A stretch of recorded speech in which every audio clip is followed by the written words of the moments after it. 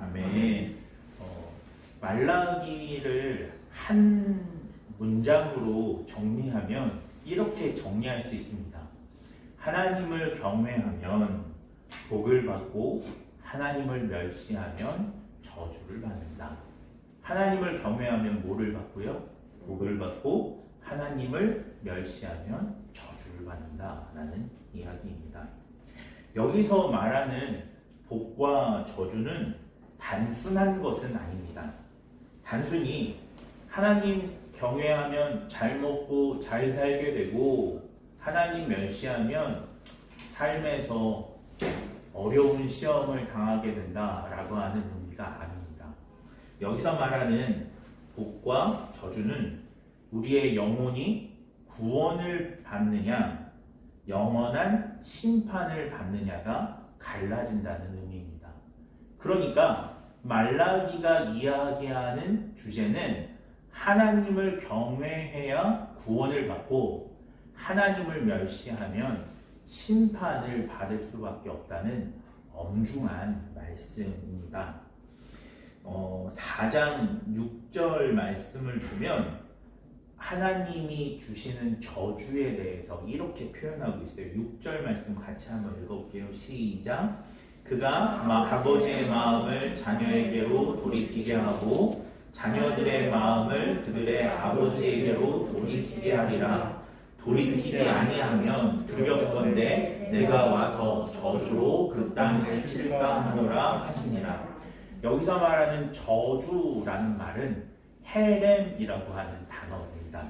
이 헬렘이라고 하는 단어는 하나님이 전쟁을 일으키실 때에 모든 생명을 멸하시고 하나도 남기지 않는 것을 의미합니다.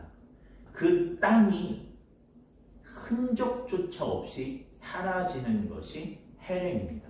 하나님이 지금 말씀하시는 저주라고 하는 것이 단순히 우리가 생각하는 어떤 기복적인 신앙에서 또 잘 살고 있다가 갑자기 건강을 잃고 갑자기 돈을 잃고 갑자기 사람을 잃고 하는 정도의 것이 아니라 하나님을 멸시하는 자는 이러한 헬렘을 당한다라고 이야기하고 있습니다.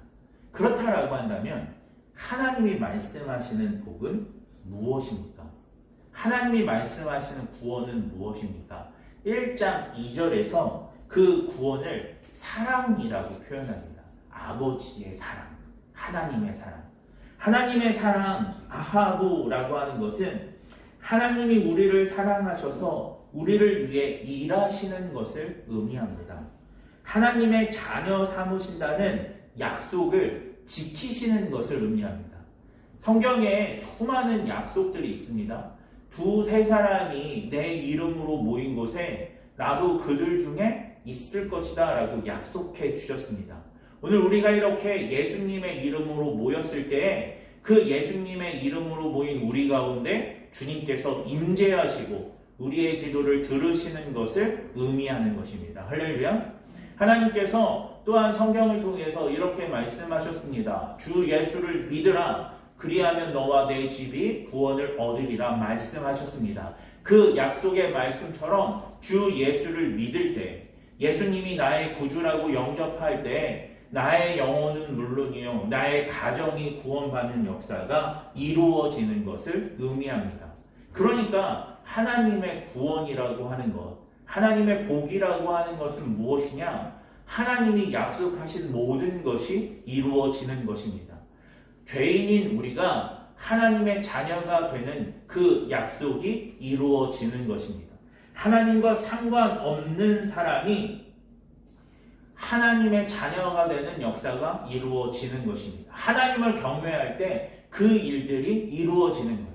하나님이 우리를 하나님의 자녀 삼아 주시기 위해서 예수님을 이 땅에 보내주셨고 십자가에 달려 돌아가게 하셨고 3일 만에 부활하게 하셔서 부활의 첫 열매가 되게 하셨는데 그 주님께서 약속하신 그리고 주님께서 이루신 그 일들이 오늘 저와 여러분의 삶 가운데 영혼 가운데 교회 가운데 우리가 사랑하는 사람들 가운데 실제로 이루어지는 역사가 나타나는 것 그것이 하나님의 복입니다.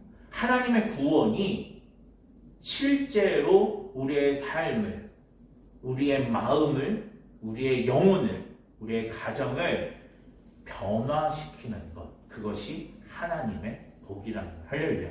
그러니까 하나님의 약속이 성취되는 열쇠가 무엇이냐? 하나님을 경외하는 것이라는 거죠. 할렐루야. 그러면 하나님을 경외한다는 건, 하나님을 경외하는 마음, 하나님을 경외하는 삶은 무엇일까요? 오늘 말라기는 우리가 읽은 말씀을 통해서 세 가지의 교훈을 줍니다. 하나님을 경외하는 것은 이것이다 라고 우리에게 정확하게 알려줍니다. 그 첫 번째가 10절 말씀입니다. 10절과 11절 말씀 시작. 만군의 여호와가 이르노라 너희에게 온전한 11조를 창고에 두어 나의 제 양식이 있게 하고 그것으로 나를 시험하여 내가 하늘 문을 열고 너희에게 복을 쌓을 곳이 없도록 듣지 아니하노라. 만군의 여호와가 이르노라. 내가 너희를 위하여 메뚜기를 등하여 너희 토지 소산을 먹어 없애지 못하게 하며 너희 곁에 포도나무 열매가 귀한 자들에 떨어지지 않게 하리니. 아멘. 오늘 하나님을 경외하는 삶의 첫 번째는 무엇이냐면 11조를 회복하라 였습니다. 그런데 사실 여기서 말하는 11조를 회복하라는 말씀은 너희가 헌금을 제대로 하면 복을 주겠다.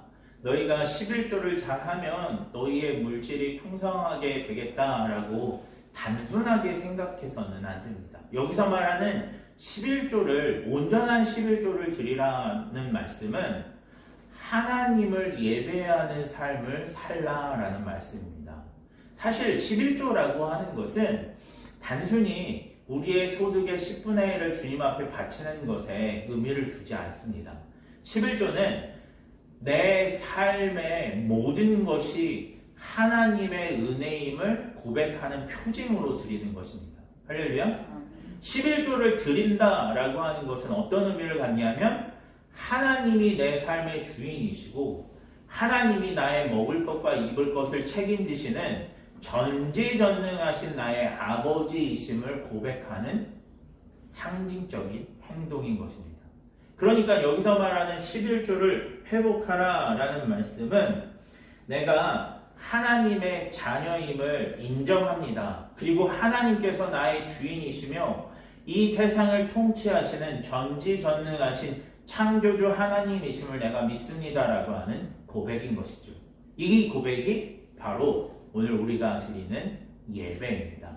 예배라고 하는 것은 단순히 그냥 주님이 너무 좋아서 주님을 너무 사랑해서 이렇게 주님 앞에 나오는 것도 있습니다. 그러나 그 전에 하나님이 나의 주인이십니다. 하나님이 나를 구원하시는 창조의 하나님, 하나님이 내 삶에 개입하실 때 내 삶이 변화가 일어날 수 있습니다라고 하는 고백의 표징으로 주님 앞에 예배를 드리고 우리가 예물을 드리며 시간과 마음과 정성을 드리는 것입니다. 이게 굉장히 중요하다는 거예요. 하나님 앞에 예배를 회복하는 것, 11조를 회복하는 것이 굉장히 중요하다는 것입니다. 사실 유대인들이 굉장히 오랫동안 나라를 잃었습니다. 그런데 굉장히 오랜 기간 동안 나라를 잃었던 유대인들이 자신들이 유대인이라고 하는 히브리 민족이라고 하는 그 정체성을 잃지 않았습니다. 그들은 본인이 아무리 유럽에 동화되어서 살고 미국에 동화되어서 살고 자신들이 히브리 그 땅에서 살지 못한다고 할지라도 히브리 민족이라고 하는 사실을 결코 잊지 않았습니다. 그 이유는 무엇이냐면 그들의 마음 가운데 하나님이 나의 하나님이시고 우리 민족의 하나님이시다라고 하는 믿음을 놓지 않았기 때문입니다. 믿음을 놓지 않았기 때문에 그들은 내가 하나님의 자녀라고 하는 사실들을 계속해서 되뇌이며 살았습니다. 그런데 이들이 내가 하나님의 자녀라고 하는, 하나님의 백성이라고 하는 그 정체성을 잊지 않게 했던 행위가 있었습니다. 그게 무엇이었냐면 안식일마다 주님의 말씀을 기억하며 예배했던 안식일 준수가 그들로 하여금 히브리 민족이라는 정체성을 잊지 않게 했던 것입니다. 할렐루야. 다시 말하면 우리가 예배를 잊지 않고 주님 앞에 예배하며 나아가며 주님을 예배하는 이 시간들을 소중하게 여기며 지키며 나아갈 때 어떤 일이 벌어지냐면 우리가 하나님의 자녀임을 기억하게 됩니다. 그리고 하나님의 자녀임을 기억할 때 어떤 일이 벌어지냐면 하나님이 어떤 분이신지를 기억하게 되고 그 놀라운 구원과 은혜와 능력을 베푸시는 전지전능하신 하나님, 한 말씀으로도 이 세상을, 천지를 없어지게 하실 수 있지만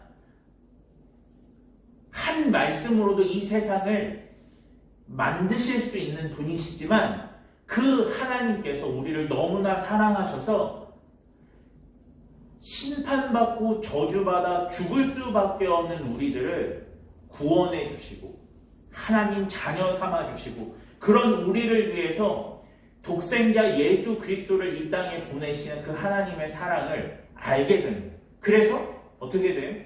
예배하는 중에 하나님을 경외하는 마음들이 생겨나는 거예요. 그래서 하나님을 경외하기 원한다면 무엇을 해야 하냐? 예배를 회복해야 하는 것입니다. 주일날 주님 앞에 예배드리는 것, 수요일 예배를 드리는 것, 아침에 묵상을 하며 주님 앞에 나아가는 것들을 회복하며 나아갈 때 하나님을 기억하게 되고 그 하나님을 기억하면 저절로 하나님을 두려워하며 공경하는 하나님 경외 사상을 품게 되는 줄 믿습니다. 두 번째는 무엇이냐면 하나님을 기대하는 마음, 기도를 회복하는 것입니다. 15절, 16절 말씀을 같이 한번 읽어볼게요. 시작. 지금 우리는 교만한 자가 복되다 하며 악을 행하는 자가 번성하며 하나님을 시험하는 자가 화를 면한다 하노라 하니라. 그때 여호와를 경외하는 자들이 피차에 말하네. 여호와께서 그것을 분명히 들으시고 여호와를 경외하는 자와 그 이름을 존중히 여기는 자를 위하여 여호와 앞에 있는 기념책에 기록하셨느니라. 아멘. 오늘 이 15절과 16절 말씀은 하나님을 멸시하는 자들의 행태와 하나님을 경외하는 자들의 행태를 극명하게 대비시켜 주고 있습니다. 하나님을 멸시하는 자들은 어떻습니까? 교만한 자가 복되다고 하고 악을 행하는 자가 번성하다고 하며 하나님을 시험하는 자가 화를 면한다고 이야기합니다. 다시 말하면 하나님에게는 아무런 소망이 없어. 하나님은 기대할 만한 분이 아니야. 차라리 하나님 믿지 않고 세상의 방법을 따라 세상의 사람들을 따라 사는 것이 오히려 잘 살 수 있는 길이야 라고 말하는 사람들, 이러한 사람들은 교만하고 악을 행하며 하나님을 멸시하는 자라고 설명하고 있습니다. 반면에 하나님을 경외하는 자들은 전혀 그렇지 않습니다. 하나님이 그것을 분명히 들으시고 여호와를 경외하는 자와 그 이름을 존중히 여기는 자를 위하여 여호와 앞에 있는 기념책에, 생명책에 기록하실 거야 라고 말씀합니다. 하나님을 경외하고 하나님을 앞에 기도하면 하나님께서 우리의 기도를 들으시고 우리를 구원하실 것이다 라고 하는 믿음의 표현입니다. 다시 말하면 하나님을 경외하는 사람은 기도하는 사람입니다. 하나님을 경외하는 사람은 기도하며 하나님의 구원을 소망하는 사람입니다. 저희 아내가 목요일 저녁이 되면 신우회를 합니다.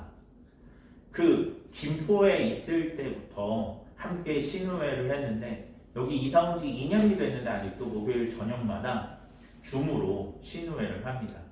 그 신우회를 하는 이유가 무엇이냐면 저희 아내가 그 신우회를 같이 했던 선생님들에게 우리 줌으로라도 인터넷으로라도 함께 모여서 계속해서 기도했으면 좋겠습니다라고 요청해서 이렇게 4분 정도가 4분 맞나요?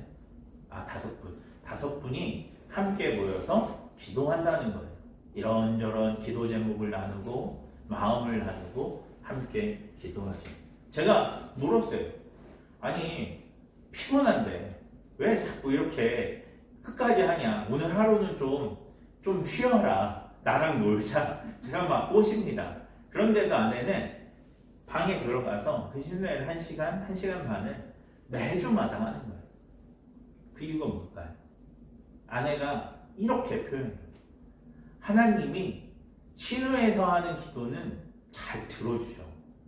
우리가 기도할 때마다 기도 제목을 적고 그 기도 제목이 응답을 받는지 응답을 받지 않는지 체크를 하는데 정말 우리가 신호회를 통해서 기도한 거의 대부분의 기도 제목들을 다 응답받았어라고 이야기합니다.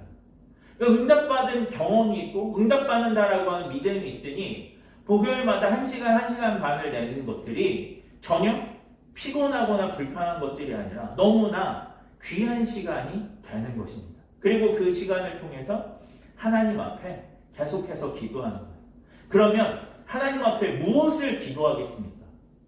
내가 공부를 열심히 하는 것을 놓고 기도하겠습니까? 내가 성공하는 것을 놓고 기도하겠습니까? 아닙니다.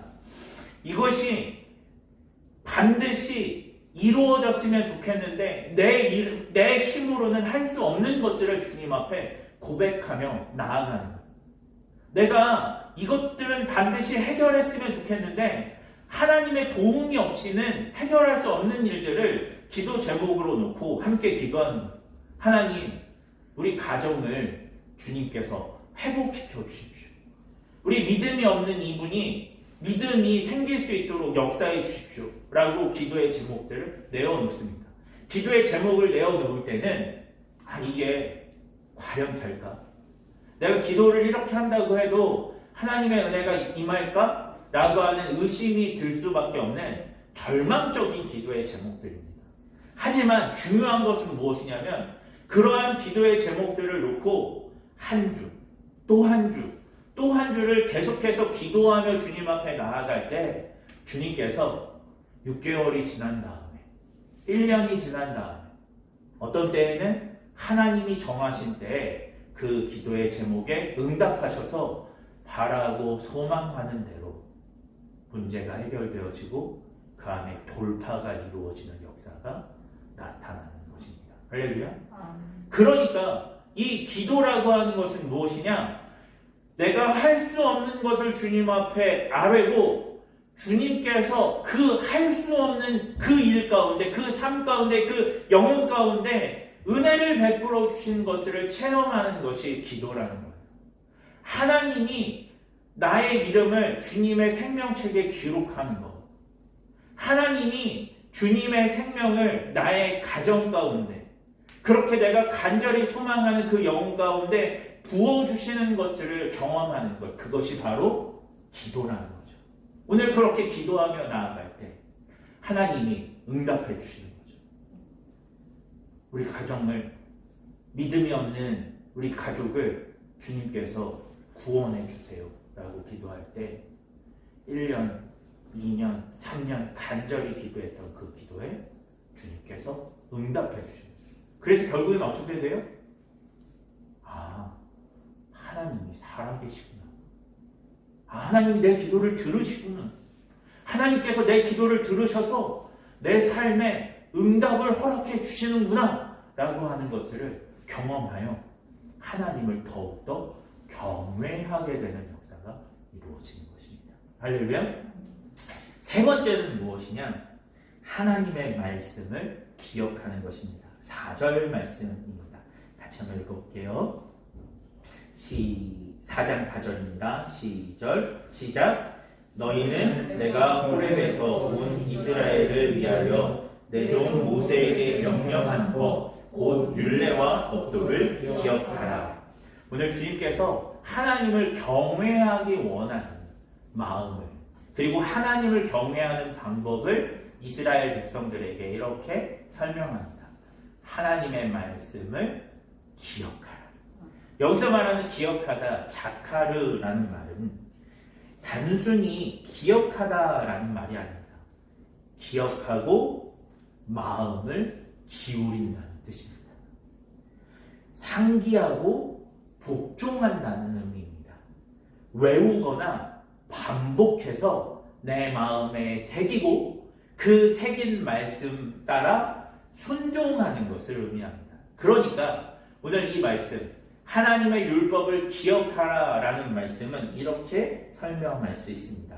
하나님의 말씀에 순종하라. 하나님의 말씀에 순종하는 것이 하나님을 경외하는 길이다 라고 설명하는 것입니다. 그러면 하나님의 말씀에 순종하면 왜 하나님을 경외하게 될까요? 굉장히 단순하게 이렇게 설명할 수 있는 거예요. 하나님이 홍수를 내리시기 전에, 홍수로 이 땅을 심판하기 전에 노아에게 이렇게 명령하셨습니다. 너는 산 꼭대기에 올라가서 하나님의 방주를 지어라 라고 명령하셨습니다. 여러분 한번 생각해 보십시오. 배는 어디에서 지어야 합니까? 어디에서 지어야 그 배가 바다에서 잘 이렇게 할 수 있도록 합니까? 여러분 조선소는 어디에 있습니까? 바다에 있습니까? 산에 있습니까? 당연히 바다에 있습니다. 그런데 하나님은 바다에 있어야 할 조선소, 바다에서 지어야 할 배를 산 꼭대기에서 지으라고 명령하십니다. 노아가 어떻게 했죠? 그가 하나님의 말씀에 순종한 자였기 때문에 하나님의 말씀을 따라 산 꼭대기에 방주를 지었습니다. 그리고 그 산 꼭대기에서 방주를 지었을 때 완성하고 하나님의 명령을 따라 동물들을, 가족들을 그 배 안으로 넣고 배문을 닫았을 때 40주야 이 땅을 심판하는 홍수가 내렸습니다. 그리고 그 홍수 가운데에서 그 배는 안전하게 노아와 가족들을 지켜주었습니다. 하나님의 말씀에 순종했더니 하나님의 구원이 임하는 역사가 이루어지게 된 것입니다. 조금 더 비근한 예를 들어볼까요? 이스라엘 백성이 출애굽할 때 뒤에서는 바로의 군대가 쫓아오고 있었습니다. 이스라엘 백성들을 쳐서 죽이기 위해서 쫓아오고 있었습니다.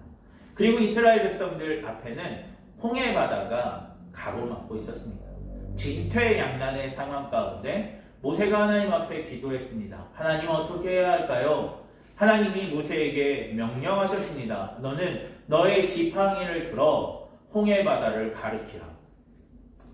모세가 지팡이를 들어 홍해 바다를 가리켰습니다. 아무런 일도 일어나지 않았습니다. 성경에 우리가 영화 같은 데를 보면 모세가 지팡이를 가리킬 때 지팡이를 가리키는 그 순간에 홍해 바다가 갈라지는 것처럼 기록되어 이렇게 설명됩니다. 극적인 묘사를 위해서 그렇게 설명합니다. 그런데 성경을 가만히 살펴보면 모세가 그날 밤 철야하면서 지팡이를 들어 바다를 향했습니다. 하룻밤 동안 아무런 일도 일어나지 않는 바다를 향해서 지팡이를 향했습니다. 하나님의 말씀에 순종했습니다. 그런데 어떤 일이 벌어집니까? 그 밤이 지나고 난 뒤 돈이 떠보니 그 홍해 바다가 갈라져 있었습니다. 이스라엘 백성들을 건널 수 있는 바닷길을 허락해 주었습니다. 할렐루야. 하나님의 말씀에 순종해서 지금 당장 그런 극적인 은혜가, 지금 당장 그 극적인 변화가 일어나지 않는다고 할지라도 하나님이 명령하셨으니까, 하나님이 말씀하셨으니까 밤새도록 그렇게 지팡이를 향했더니 결국 모세도 이스라엘 백성도 구원받는, 이스라엘 백성들을 치려고 하는 바로의 군대는 바다에 잠겨 심판당하는 일들이 이루어지게 되었습니다. 하나님의 말씀에 순종했더니 어떤 일이 벌어져요? 하나님이 구원하시는 것을 눈으로 보고 감사하며 찬양하는 일들이 벌어집니다.